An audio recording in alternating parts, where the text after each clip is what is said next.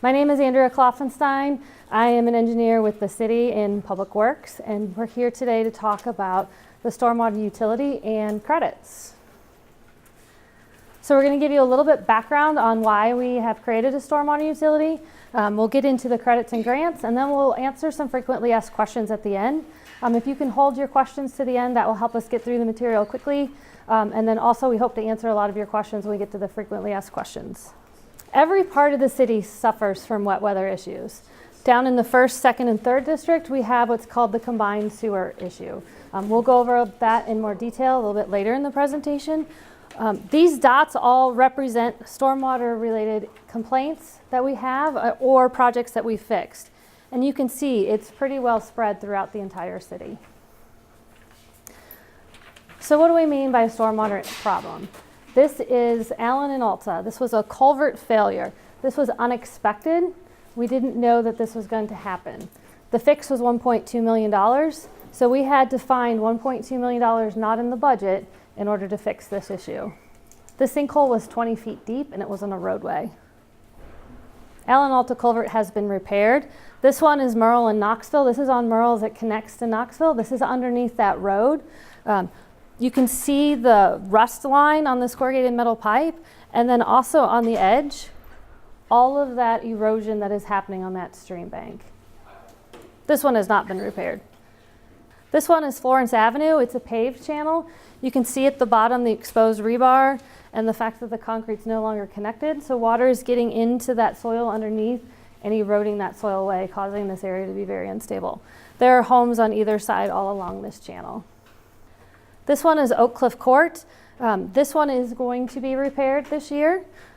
This is a double corrugated metal pipe. These pipes are tall enough that you can walk through them. So we're talking very large diameter pipes. Again, you can see the rust on the bottoms and then the erosion on the banks as it comes into these pipes. We have over 400 repairs that need to happen that we've identified at this time. There are many more that we don't even know about. These are more examples of what some of our stormwater issues are. The two over on this side with the pipe, those are along a stream bank. So they come through from the street along someone's side yard and then discharge into the bottom of the creek. What happens is those joints pull apart and then the water gets out and starts to erode all around those pipes. The one at the bottom, it just needs maintenance. It needs to be cleaned out in order to have capacity in that pipe. The flooding issue is caused by leaves. We have over 8,000 inlets in the city, so it takes a lot of time to get to cleaning all those inlets. Now we're going to get into what a CSO is. There are over 700 communities across the country that have CSOs. This is Evansville, Indiana, and they have a video that explains what a CSO is, and I will play that for you.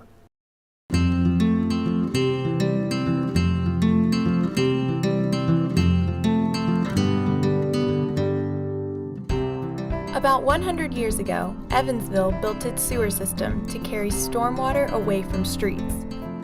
Later, when indoor plumbing was installed, homes and businesses connected their sanitary sewer lines into these storm sewers, making them combined sewer systems that carry both sewage and stormwater runoff. In dry weather, combined sewers carry sewage from homes and businesses to wastewater treatment plants. However, during heavy rain or snowmelt, these pipes aren't large enough to accommodate the combined sewage and stormwater flow. Once the pipes fill up past a certain level, the surplus water and sewage in the combined sewer overtops a dam known as a weir. Then, sewage flows into waterways, creating a combined sewer overflow, or CSO. So does that make sense? That video does a pretty good job of explaining what a CSO is. Basically, there's not enough capacity in those pipes, and so they overflow into the river. The city is proposing to solve this with 100% green infrastructure. What that means is we are going to treat water where it hits the ground. We're going to soak that water into the ground as much as possible and get it out of that pipe. If we can keep the water out of the pipe has enough capacity to take just the sewage to the treatment plant. It's when we have that rainfall filling up that pipe that we have an issue. So if we can keep the water out of the pipe, we won't have those overflows. So what is green infrastructure? If you go online and Google green infrastructure, you'll probably get 100 different definitions. For what we mean in Peoria, it's basically anything that's going to either detain water, let the storm pass and release it back into the system, or it's actually going to take water out of the system, soak it into the ground, and keep it completely out of the system. These are a couple of examples. Rain gardens, the bump out actually just has a rain garden inside it, and then a green alley, which is, in this case, a permeable pavement. The Stormwater Utility. The Stormwater Utility is an enterprise fund. It's dedicated funds that are going to be used for wet weather issues only. It can't be used for a fire truck. It can't be used to make road repairs. It can't be used for anything except wet weather related issues. If you use the system, you will pay into the system. Just like if you have, if you turn your water on, you're paying for that use of the water. This is a utility, so there are no exemptions. If you use the system, you pay into the Stormwater Utility. So the next question is, do I really use the infrastructure? Do I really use the stormwater system? For the most part, everyone uses a stormwater system. If you think about it from where the water hits your property, you have stormwater infrastructure on your system. Your downspouts, the swale on the side of your yard that takes the water to the street or to the back of your property, that's all part of the stormwater infrastructure system. The stormwater infrastructure system is not 100% publicly owned. It consists of public and private infrastructure. It's not like a water line where from the treatment plant to your house, it's completely contained in a pipe. The stormwater system has ditches, open channels, the ravines. Those are all part of the stormwater system, as well as the pipes. So how are we calculating the rate? It's based on your impervious area, which we use to consider how much runoff you're creating. A billing unit is 1,000 square feet. So we take an aerial image of every property in the city and we measure how much impervious area you have. We then divide by 1,000 to get your billing units. The charge initially is $3, so we get your billing units multiplied by 3 to get your monthly rate. The average property has a $7.80 per month rate. This is for a residential. Then the next question is, well, what about big or larger businesses or commercial users? These are 3 examples of specific properties. It's really hard to have an average commercial or industrial user because it varies so widely. So these just give you an example of what some of the properties are going to pay, and these are their monthly rates. We do have adjustments built in to get us up to our fully funded level, and they are shown here. So what will it pay for? It's going to pay for planning and asset management. We had a stakeholders group, and one of the things that they told us is they really want us to understand our system and know where we can get the biggest bang for our buck when we're spending our money. It's going to pay for infrastructure maintenance and replacement. So those pipes that we showed before, if we would have addressed the Allen and Ulta culvert before it had a complete failure, we could have maybe reduced the cost. We could have also not disrupted traffic and had to scramble to find the money to repair it. Runoff and pollution reduction to help get some of the pollutants out of the river. Public works equipment. So this is going to pay for backhoes to help our crews make repairs to the stormwater system. But it's also going to pay for street sweepers. We're going to increase our street sweeping from twice a year that we do currently to once a month. A lot of people don't understand why street sweeping would be a stormwater need.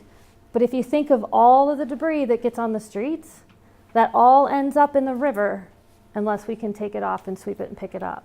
So when you see that pop bottle or that garbage bag laying in the street, eventually it's going to make its way into the river unless someone picks it up. So street sweeping is going to be a big help for water quality.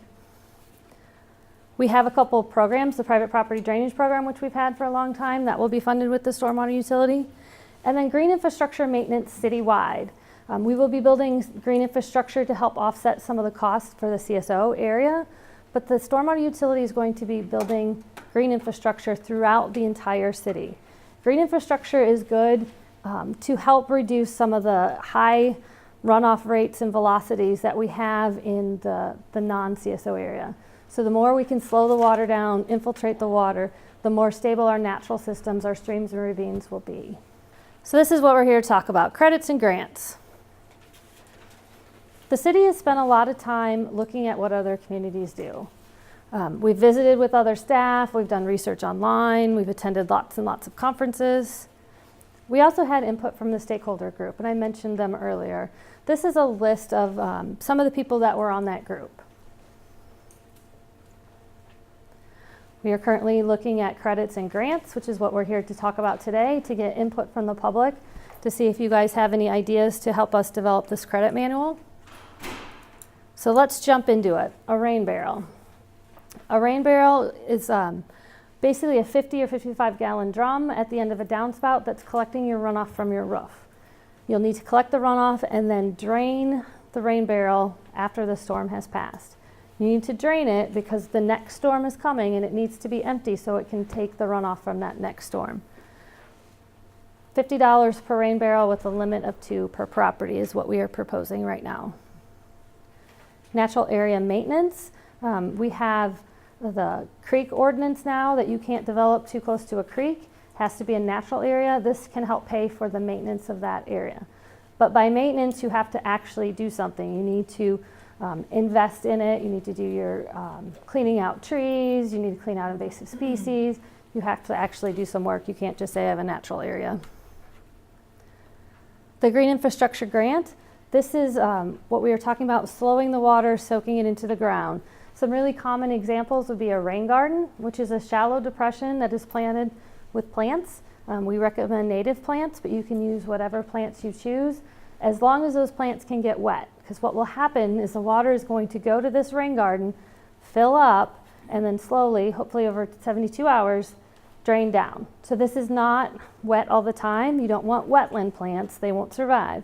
This has to be a plant that can get wet, but also likes to be dry. The other option is a permeable pavement. You can use permeable pavers, which are like the brick-looking pavers. You can use permeable concrete or permeable asphalt as your top surface. And then underneath that, you have your rock storage layer. That's where the water will go and be stored as the storm goes past and then is released either into the ground or into an overflow pipe. We have 2 different funding levels. One is for the 1-inch storm. That is pretty consistent. If you look at programs across the country, the 1-inch storm is usually what is used for infiltration. For the city, we've also used the 2.61 inch storm. That is our CSO storm. That is what we are trying to manage with our CSO program. So we've told people if you want to help us get to that higher level, we will give you a little bit more funding. The private property program, I mentioned this earlier. This program's been around for a long time. It will pay 75% of a project cost up to $7,500. This is usually for a smaller type project that you can come up with a design or your repair with your contractor. You don't need engineering help. You can pretty much do it on your own. This is a first come, first serve program. So we get our funding in January. You can apply until we run out of funding. Most years we don't run out of funding, but occasionally it happens. The Stormwater Infrastructure Investment Grant, it's a mouthful. This one is basically the private property grant, but for larger scale projects. So these larger projects are going to need engineering help. These are the ones that the $7,500 isn't even going to come close to helping you make those repairs. These are going to be awarded on a competitive selection. So we're going to evaluate those projects to make sure that it's the best bang for our buck for the city, and then also compare the projects head to head to find out what we can afford to fund.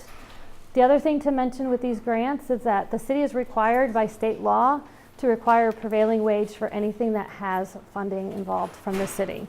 So this will trigger, as well as a private property program, prevailing wage. So sometimes the private property program, because it's a smaller grant, they actually can save money by not using the program because of the prevailing wage. So it just depends on your situation. So now we're moving into credits. Grants are the one-time payments, and then credits are the ongoing reductions in your bill. So a rate reduction credit is detention. We've had detention since the 1970s, with the current detention requirement happening in about the late 1990s. So lots of properties out there already have detention that they're draining to. If you meet the current ordinance requirement, we're going to give you a 10% credit. If you can exceed that, we're going to give and handle the 100-year storm, we're going to give you even more credit, 25% credit. Now with the detention basins that exist, they have to have been designed to meet the ordinance requirement, built to meet the ordinance requirement, and maintained. So it still has to have that volume that was required by the calculations at the beginning. So you're maybe gonna have to do some work to get the credit to get your detention basin back up to its initial capacity. Volume reduction, this requirement went into effect January of 2017. We now require infiltration of the 1-inch storm. And again, we have that larger storm event. If you can infiltrate more, we're going to give you some additional credit.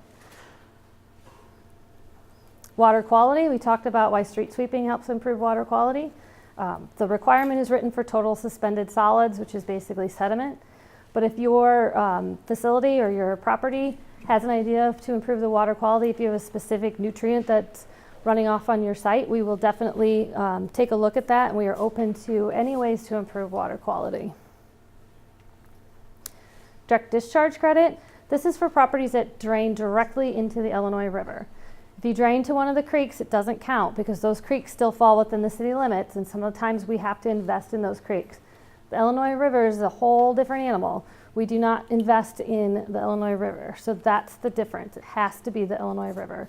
And you have to drain from your property directly to the Illinois River. You cannot cross another property line. You cannot use any private or public infrastructure. It has to be all your ownership of what's going to the river. Education. We're modeling this off of the recycling program, where the recycling program got in, educated all the kids took the information back home, told their parents, educated their parents, and then recycling has taken off. We're trying to do the same thing with water and water quality issues. We're going to educate the students, have them go into their house, teach their parents, and then have it spread that way. Innovation credits. This is because we know there are lots of brilliant people that live in the city. We have not come up with every way to manage stormwater runoff, and we could spend the next 5 years and we would still never come up with all the ways to manage runoff. So we are opening up this innovation credit. If you have a good idea and you can show us that you're managing stormwater runoff, we are open to discussing that and giving you a credit if you meet our requirements. So how to apply? We will have forms available soon. This draft credit manual is going to City Council on May 8th, so soon. Once they tell us that they're good with it, we will have that information available. You will get the application, you will get your fee, you will get all of your required documentation submitted to the city. The city will review it within 30 days. At the beginning, if we get a whole bunch, we might have to use a little more than 30 days, so be patient with us, but we will start the credit the day that the credit application and all of the materials and fee were submitted. So even if it takes us 45 days, you're going to get your credit back to that day that you submitted it. And the same thing if it was 30 days. We'll credit you back to that day that you sent in all of your information. If the credit is denied, we will tell you why and what information is missing or what needs to change. If you don't agree with us, there is an appeals process written in our ordinance. There are application fees, and we've heard some feedback on these fees, and if you don't like them, please use the handout that we gave you to provide us some information. The application fees need to be a balance. They're going to take administrative work for us to review the applications. The Stormwater Infrastructure Investment Grant, that's going to require engineering review. So that's, remember, a $100,000 grant, and you're going to take time for us, city staff time or consultant time to review those applications. So it's a balance between covering the administrative cost and still being low enough so that it makes sense for people to apply for the credits.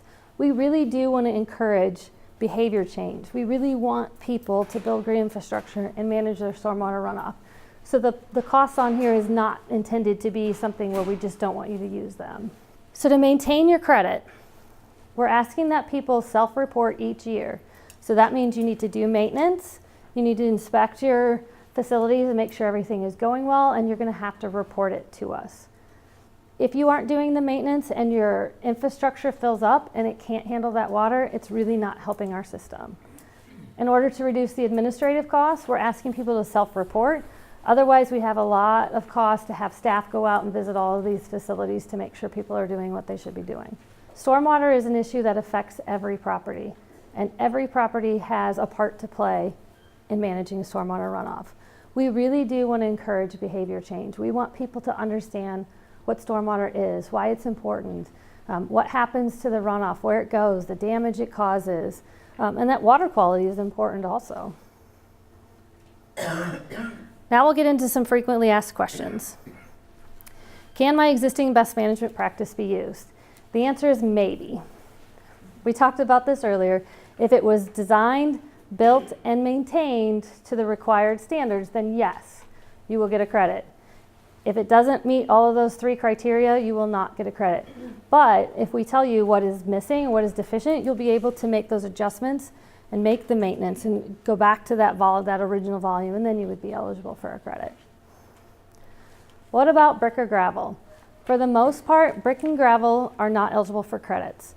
Brick that was built 100 years ago doesn't have that rock storage underneath. It's not taking in any additional water and storing it. Gravel, compacted CA6, or the gravel you use for roads, does not let water infiltrate. When we're doing a road project and we take out the old road and there's exposed soil, the first thing the contractor wants to do is get that rock down to create that all-weather surface. So we know that that compacted gravel isn't letting water soak into the ground. If you were to use CA7, which is an open graded clean rock for your gravel, for your driveway, you wouldn't be able to drive on it if it was wet. Also, I think there's some planning people here, it's not allowed by code anyway, but that's why gravel in general won't work. What about cisterns? If you don't know what a cistern is, we have a bunch of them in town. They're underground tanks that I believe they used back in the day to collect rainwater, and then they reused it. So great concept. The problem is they're underground. So the issue is getting the water out, right? With a rain barrel, the water has to come in and then you have to get it out so the next storm you have capacity to store it. So we're saying maybe if you can come up with a pump system where you can drain that water out, we would be open to looking at that, and it would probably fall under an innovation credit. If you just have a cistern in the ground and all you want to do is collect water, then no, we're not going to allow a credit because you don't have that turnover of the water and that capacity available. What if I drain my downspouts to grass? So we're only charging for impervious area, but every surface generates runoff. The only exception would be if you had an area that was all gravel, drained right to the river. And we don't know of any places like that in the town right now. Other than that, every surface generates runoff. So if you think of your house, next time it rains, look out your window and look at the grass. There's still water running off of that grass into the street or into the channel in your backyard. So that is not going to get you a credit. What about low-income residents? The stormwater utility is a utility. So if you use the system, you pay into the system. We have looked around the country and have only found 1 or 2 places that have low-income assistance programs, and those are more based on water and sewer usage. We haven't found a lot for the stormwater utility, but we are still investigating this, and if any of you know how to make this happen, we would be open to listening to any ideas on this issue. If I drain to a creek, ravine, or a lake, am I exempt? The answer is no. The Illinois River is different than a creek or a lake. Most of the time that creek is going to cross through a culvert, it's going to go under a road, you're going to cross through other private property. So just the fact that it goes from your property to another property is going to trigger all sorts of things. If the neighbor blocks the stream, who are you going to call? The city. You know, if someone dumps something into the stream and it's bright yellow, which has happened, who are you going to call? The city. So the fact that you are using part of the system, even though it's a stream or a ravine, you're going to pay for the stormwater utility. The stormwater utility is not based on the amount of infrastructure you use. So if you're at the downstream end and you only go through one pipe, it doesn't matter. You're going to pay the same as someone who's on the upstream end that goes through all sorts of pipe. And if you think about it, your water system is the same way, right? You pay a set fee based on the amount of water you're using. So it's not based on location, but how much you're using. If I drain to the Peoria Heights or the county or any of the other towns that are around us, am I exempt? No, you're still part of the community. You're still part of the city of Peoria. You're still using city of Peoria infrastructure, so you're going to pay. So what's coming next? We will have a website available at the beginning of May. This website will have maps of the impervious area of all of the properties in town. So if you want to go out and look at your property and see how much impervious area you have, that information will be available. Right now, if you call us, we have to digitize it and map it and give it to you, and it takes us quite a bit of time. So if you have some patience, in a couple weeks we will have it and you can search all over the city and look at all the different properties. The website is also going to have lots of public information, lots of resources to find out what and why and where's the money going to go and how's it going to be used. So it'll be great to look at and look for it in the beginning of May. This is our last credit manual meeting. We're also going to send out mailers to all of the properties. It's going to have information about the stormwater utility. You're going to get a sample bill. It's also going to be a way for us to check all of the bad addresses so that we can try and get that corrected before the first bills go out. The utility goes in effect in June. The first bills will be going out in July, but we are dividing the city up into 3 billing cycles to get to a more manageable level for the bills. We have over 46,000 parcels in the city, so that would be a lot of bills if we generated them all at one time. So we're splitting them into 3 billing cycles. So if you don't get your first bill in June or in July, you could get yours in August or September. Everyone is going to be paying the same. The utility starts June 1st, so every bill will be June 1st moving forward. So it's all fair and consistent. For additional information, you can sign up for e-alerts. There's a stormwater e-alert section. We haven't sent out a lot of information yet, but we hope to start using that. We have a website now that has some information, but look back again, like I said, in May, we'll have an even better website. You can call Public Works, and then that is my email address, and I am around for questions. And with that, I will open it up for questions. Yes? Has the EPA approved this program, and have you signed off on this for the city of Peoria? The question is, has the EPA approved the program and have they signed off on it? The answer is no. We have been working with the EPA for 11 years now, and we are getting close. They know that we are proposing green infrastructure, and they are trying to figure out how to best management. If you think about it from this perspective, they want us to use gray infrastructure, so a tunnel that would be 11-foot diameter, 4 miles long. Really easy engineering calculation to figure out the volume of a tunnel. The green infrastructure is a little harder to figure out as far as capacity and where it goes, so they're a little more uncomfortable about that. We're dealing with their compliance people, but if you go out on the EPA's website, the rest of the EPA is all promoting green infrastructure. So we know it works. We know the EPA likes it. It's just the compliance people aren't those people that are doing the green infrastructure. Follow-up question. Other cities that have done this, have they had approval from the EPA at this point? The question is, are there other communities that are using green infrastructure for their CSO? The answer is yes. Most of the other cities that are using it had a gray solution that they had approved, and they are going back to the EPA and saying, hey, wait, we want to use the green infrastructure. The green infrastructure has lots of co-benefits. We can build it with local labor. If we did the tanker tunnel, it's an overseas contractor that comes into town. We spend the $200 million, they take our money and they leave. If we do that green infrastructure, we can build it over time. We can create jobs, keep our people busy. And then we also get the benefits of seeing the infrastructure. It's not a big tank underground that nobody even sees. So a lot of communities are understanding that green infrastructure has a place, and they are renegotiating with the EPA. We are trying to not have to go back because renegotiating is even harder than negotiating the first time. So that's why it's dragged out for so long. Yes?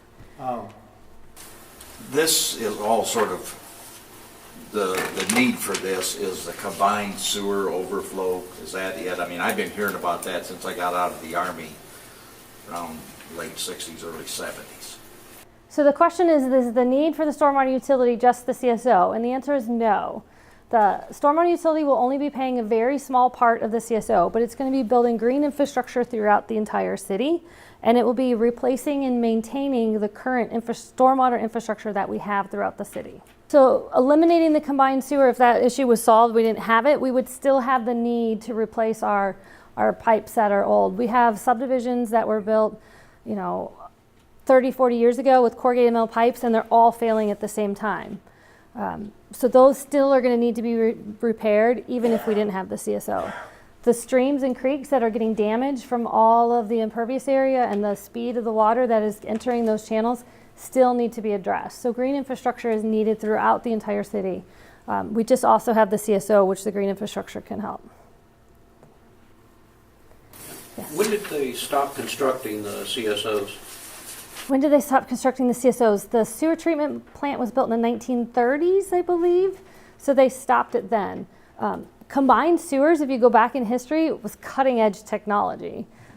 It was the thing to do. It made us look like we were, the top of the world to have this. The CSO started back in the horse and buggy days with the dirt roads. When it rained, the water would cause mud. The horse and buggies couldn't get through. So some bright person said, "Oh, let's build the first storm sewer." So they collected that water, got rid of it, put it into the river. So after the horse and buggies and the storm sewers, more and more people ended up living in Peoria. Well, there was no indoor plumbing. So all of that waste was getting dumped in the street and people were getting sick. So the solution was, hey, we need to not do this. We need to collect all that runoff. But well, look, there's a pipe right here. Let's just connect to that and send it out to the river. Again, back when there weren't that many people, the river was clean. It really wasn't an issue. It wasn't until over time that we realized that wasn't the right thing to do. But it's been a long time since we've built a new combined system. Yes?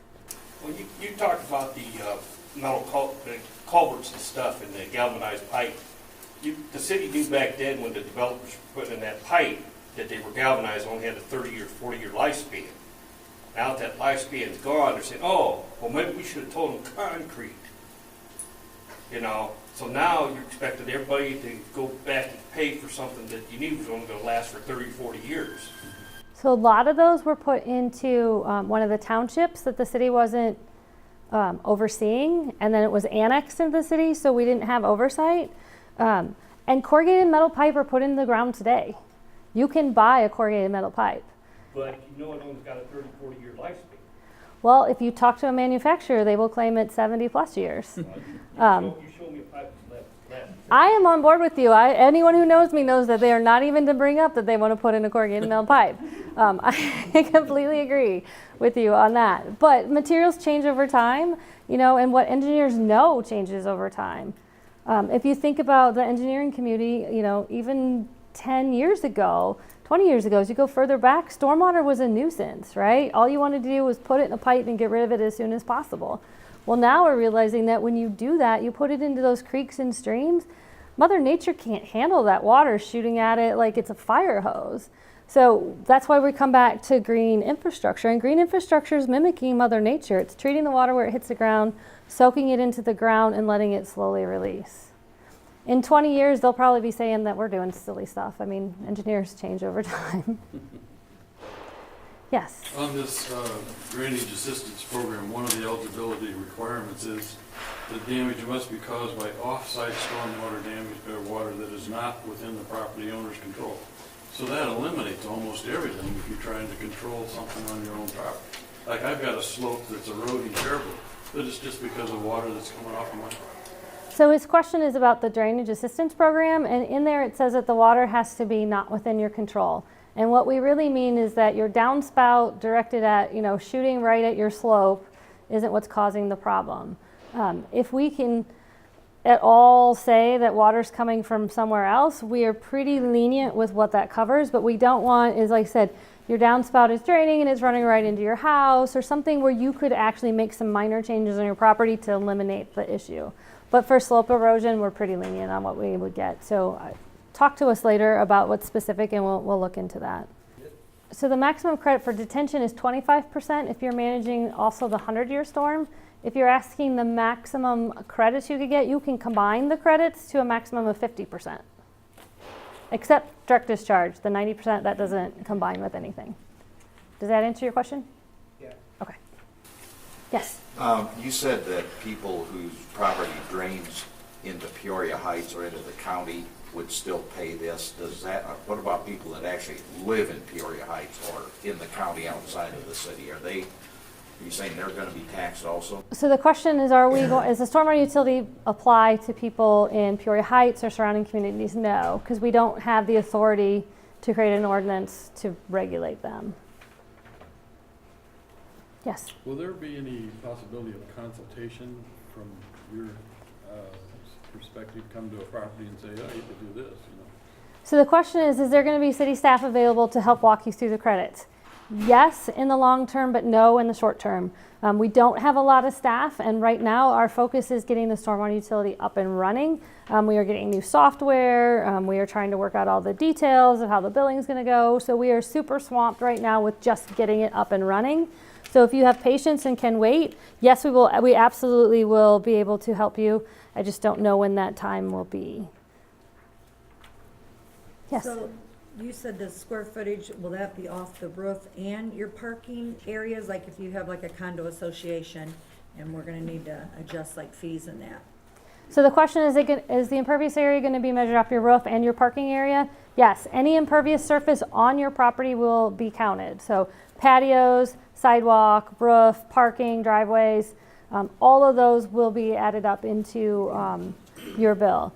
You also mentioned condos. Condos are super tricky, and so are what we call like strip malls, where you have one umbrella owner that's kind of a fake owner, and then you have all these sub-owners underneath, because the stormwater utility is going to be going to the property owner. So under those situations where there's no owner identified, it's just a list of names, we as a city aren't going to make the determination of how you want your bill split. Some condos might want them split by square footage, some might want them on assessed value, some might want them split equally.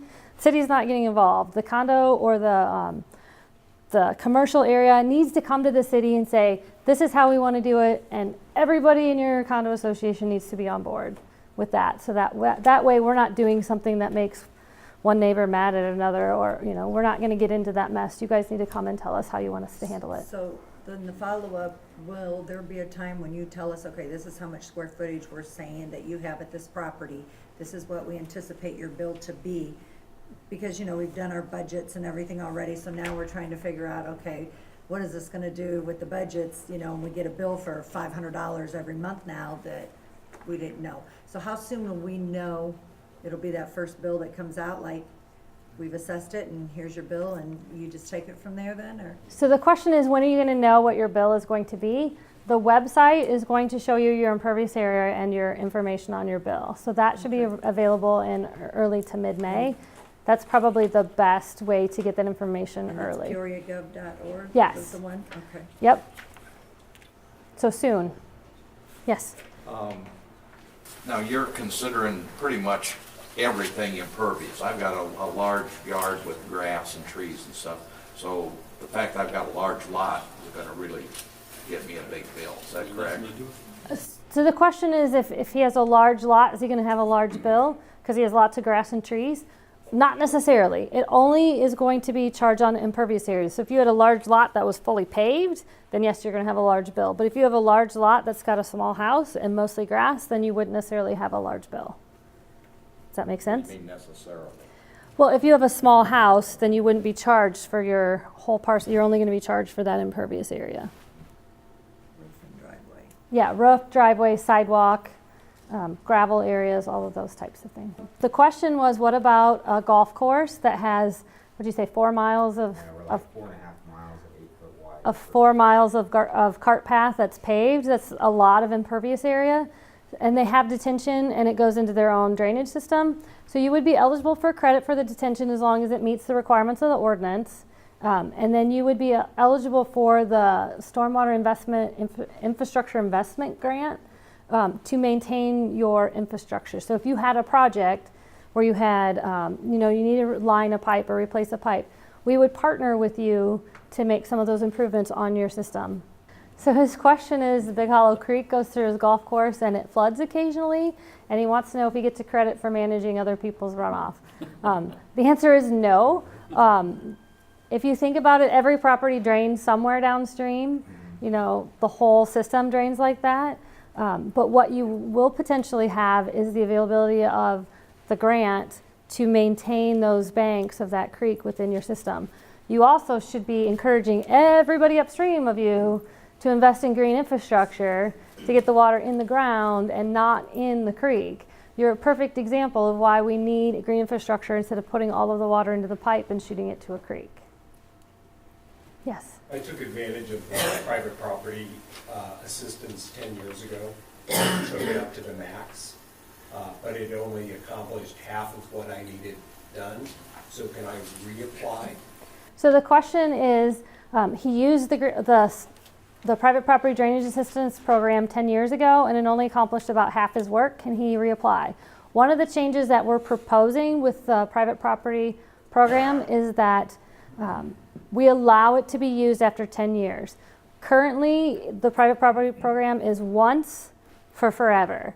And in thinking about that, if you built infrastructure, you're going to have to maintain it. So that's why we're opening it back up again, so that this program can again be used to maintain some of that infrastructure that's been built in the past.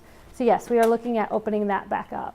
Not only to maintain the gabion baskets that I've got, But also to build more. I Yep. can build additional. Yeah, we would just open it so that you would open the eligibility. Okay. Yep. Thanks. Yes. Can you give us the rate increases and when that happens again for budgeting purposes? He asked if I could show the rate increases, and I will go to the slide so I don't say it wrong.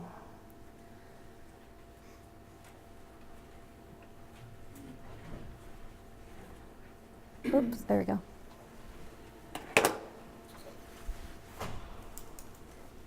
Any other questions? Yes.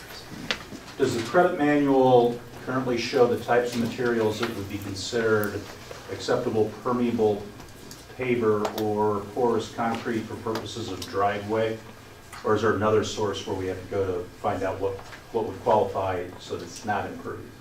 So the question is, do we have any resources that tell you what would be acceptable for permeable pavers or permeable pavement surfaces?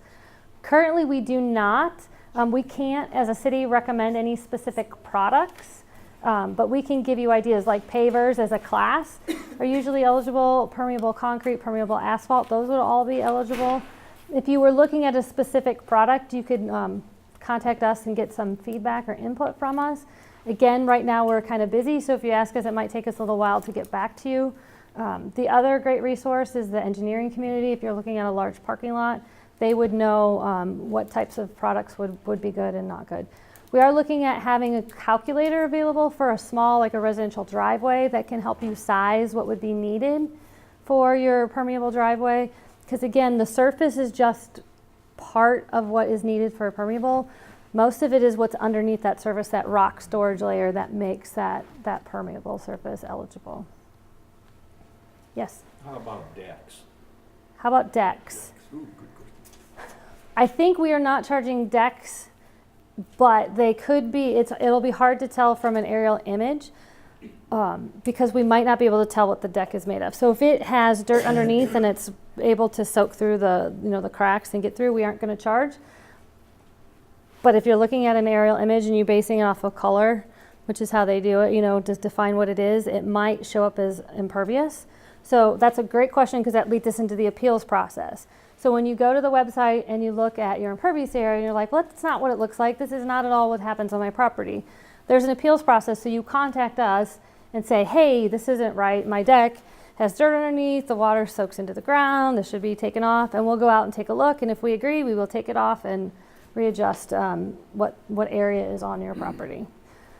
There's also an issue with trees. I went out to a property a week ago that had really dense tree branches. The images are taken with no leaves on the trees, but if you have really dense tree coverage, just the branches can sometimes obscure the image beneath. So we know there are going to be some issues, and that's why we have the appeals process. Yes? So in our subdivision, we have a lake. We supposedly own that lake and maintain it. Is there any way to get credit for the property owners, for the retention capability of that lake? So the question is that he lives in a subdivision that has a privately owned lake, and they want to know if they're eligible. The homeowners association owns the lake. Right. So a homeowners association owns the lake. Is there a way to get a credit for it? It depends. It depends on how much storage capacity you have, because you'd have to meet the detention, which is the rate reduction, or an infiltration type of credit. Or you could look at an innovation credit. You would have to probably hire an engineer to help you. So if it does meet those requirements, is there some way to rebate that back to the property owner? Yes, so if it meets some of our credit requirements, then would your property owners be eligible for credit? Yes, and that's the same way a detention basin. So a detention basin serves more than just one house. It would serve like the whole subdivision. And if we approve that detention basin, every property that drains to that detention basin and pays for the maintenance. So if you have a homeowners association and 8 out of the 10 are paying in for the dues to maintain it, we would only credit those 8 out of those 10 people. Because that way we're trying to encourage maintenance and trying to make it fair for everybody. Yes? On commercial properties where you have city-owned sidewalks and concrete that's up adjacent, is that calculated into the commercial properties impermeable area? So the question is, for commercial properties that would have city sidewalks on the property, would you be charged for that? In general, I really hope we don't have city sidewalks on private property, because that is not a good thing to have happen. So we are looking at the property lines, and you'd be amazed at how many people think that they own all the way to the street. You really don't own all the way to the street, so the sidewalk is most likely in the right-of-way, which is city-owned property, so you would not be charged for it. There will be some exceptions where they might cut a corner or something like that, but in general, we shouldn't have city sidewalks on private property. But if you have a situation, come talk to us and we'll probably ask to buy the property or get an easement so that we can have our sidewalk. Yes. Apologize ahead of time if I missed this, but the website that you say will be up and running the first week of May, is that a brand new website or is it an enhancement of peoriagov.org? So the question is, the website that I say will be available at the beginning of May, is it an enhancement or a brand new website? And the answer is, I'm not a web person and I don't really know, because they're talking about all this web stuff and it confuses me. I'm an engineer. So Kelly, however, can help answer this. Yeah, I can build that for you. It is a whole new website, but the One Water Peoria link, and also if you go to peoriagov.org, the quick link there, all will redirect to the new site. The new URL we'll be pushing out from here on is peoriastormwater.com to keep it really simple. But onewaterpeoria.com will still work. Getting there from the city website will still work, but it is a separate site. So, Thank you. yeah. PeoriaStormwater.com is the new website that will be up coming in May. And I have had a sneak peek of it, and it is awesome. I'm so excited to share this information with you. If you go out and compare other cities, they're going to be blown away. Ours is going to be awesome. Not that I'm setting the standard high for you back there, Kelly. Is the mapping capacity with GIS that's currently with the county? So the images that you're going to be using to calculate the square footage that would determine your bill, are those the GIS images that are currently available right now in Peoria County? So the question is, are we using the imagery that's available on the county's website? Yes, we are using that imagery.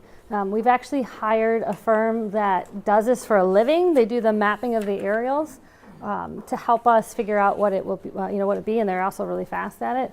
And I will give you a little disclaimer on the aerials.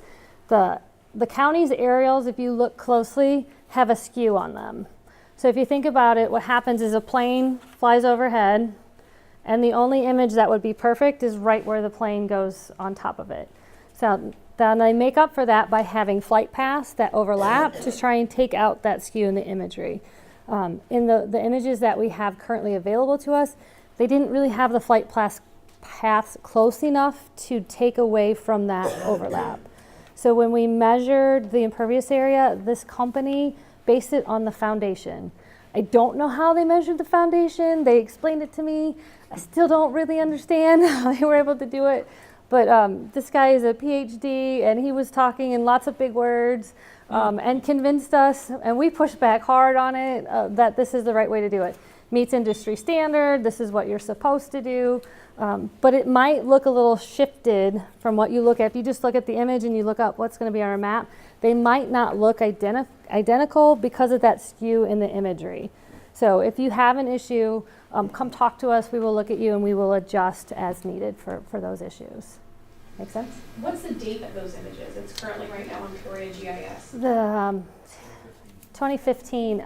The question is, what's the date of the images on the current GIS? It's 2015. And they're usually updated about every 3 years. And when we do our next flyover, We will adjust those flight paths to try and take out that skew as much as possible.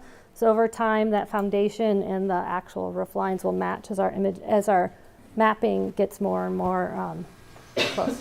So with the revised images, would your bill increase then? Like if something be between 15 to when you do in 2000? So the question is when we do the new flyovers in a couple years, is your bill going to change? The answer is maybe. Probably not, because that's what they're telling us, that if we do it this way, it should be consistent. And that's why we agreed to go with it this way, because if we did it off of the roof line, which is skewed, it could actually change where you would go up or down based on which part of the skew you're on. So this should be as close as we can get to what reality is. So hopefully that helps. Build something new. If you build something new, all bets are off. If you build something new, you will be charged for that extra area. And on the flip side, if you tear something down, I'm expecting if you tear something down, you're going to call us. But in case you don't and you tear something down, we would take it off of there as well. Yes? I've got a parking area in front of my house that has pavers, but it sounds like that's not going to make any difference that they're pavers. Would I be eligible for money from the city to help me take the pavers out and plant hostas in there? So his question is, he has pavers in his house, in front of his house. They don't have rock underneath, so he's assuming that's not eligible for credit, which is correct. But would the city help pay for him to tear those out and put hostas in? I don't know that we would have, unless you're going to build a rain garden, then you could get the rain garden credit. But if you were just taking impervious area out, probably not. But you would reduce your bill by taking that impervious area out. So we would pay you by not charging you. The hospitals are not going to like parking on it. Yeah, hostas won't like being parked on. Tough. Yes. Sorry, 2 points. One is clarification. I've got a project where it's about 1 acre. I have engineered it where it's going to be 100% detention and retention combined. We are putting in the permeable paver solution for our entire parking lot. It's going to retain all property water. According to what I'm hearing, that surface area is still going to require 50% tax, correct? So his question is that he has a site that's designed to meet or exceed current ordinance requirements. It's going to have a permeable pavement. Will it still be charged? The answer is yes. Permeable pavement is a best management practice. It is not an impervious or a permeable surface. So you have to maintain it. You have to make sure it's clean. You have to make sure it's functioning in order to get a credit. And the credits are maxed out at 50%. So if I'm going to invest an additional $30,000 versus a traditional way of having a lot, why would I do this now? Why would I spend $30,000 if I'm never going to recoup it? So his question is, why would he spend the extra money to go to pavers instead of traditional concrete, I'm assuming, or asphalt, if you're never going to recoup that money? One of the things that we're looking for is the green infrastructure grant that we had shown up here that has a very small limit. That was set up in mind for a residential property. So if you have a commercial property with a large permeable parking lot, we are looking at taking that square foot cost and applying it for a larger property. And we'll probably, I don't know if we'll change the requirements. We'll probably write a note that says commercial properties come talk to us, because it will be a case by case scenario. But what we would look at doing is helping to offset the cost between traditional construction, the pavement, the asphalt, the concrete, and the pavers. So to help split that difference or make up that difference for you to go to the permeable surface. Okay, and my second point might tie into this as well. We're sitting here talking about stormwater rates. That is different than the CSO, just to be clear. That 200 million that, let's say 5 years from now, we're on the hook for, will then be baked into this tax. So this one should skyrocket, right? So his question is, we're talking about stormwater now, but there's the $200 million CSO cost that's out there. What's going to happen with that? And the answer is we don't know at this time. City Council has to make that decision. That is a policy decision of how we are going to fund that program. The Stormwater Utility is going to fund green infrastructure throughout the city, which includes the CSO area. So we know we will have some skin in the game on that cost, but the full funding package has to be determined by City Council. They have thrown out ideas and nothing is finalized, but that sewer rates will likely go up. There's a possibility of taxes going up, property tax, sales tax, I'm not sure. City Council is going to have to figure out the way to come up with that money to make it fair and equitable for everyone. So I don't have an answer at this time. It won't be until we have the consent decree and that it's real that they'll start investigating into what that is. I will tell you that the CSO team, the city staff that have been working on that and the consultant team have looked into many different funding options, and council will be given lots of information on how to make this work. But as far as I know, the intent is not to make the stormwater utility pay for all of the CSO. Yes? A lot of homes in the city of Peoria have shared driveways. How are you going to determine their speed? So the question is, a lot of properties in the city have shared driveways, and how are we going to handle that? What we look at is your parcel boundary, so your property line and the driveway. So wherever that driveway falls within those property lines, that's how we will make that split. That is the only way we can do it. I know there's shared driveways that have, agreements offline about who pays for the cost, but that's the contract between you and your neighbor. So it's based on your property line and the impervious area within that footprint. Yes? How is it going to be resolved if that shared driveway issue, if it shows up on your map, the line is in one place, but yet you've had it surveyed and it shows your property line is someplace else? So the question is, if our map shows it in one place and you have a survey that shows it differently, then you would go through the appeals process and you would contact us and share your information, and we would make the adjustments. Yes? With all the green and the added extra, like street cleaning and that, do we know how many new city employees we're going to be looking at to pay for? So the question is, do we know how many new city employees that we will have? As far as I know, we have the new street sweepers. I was moved into a different position, so my position is new, and that's about it. There's not a whole lot of staff increase, but there is still a lot of work to be done, so we're using consultants to handle all of that workload. But I don't have an exact number. I can get that to you. If we're hiring another 20 city workers. No, I think it's like 6. I think it's like 6. So I'm guessing there's probably less than 10 new employees for this system-wide. Any other questions? Well, thank you all for coming. You guys had some great questions. I hope we gave you some really good information. If you need anything, give us a call.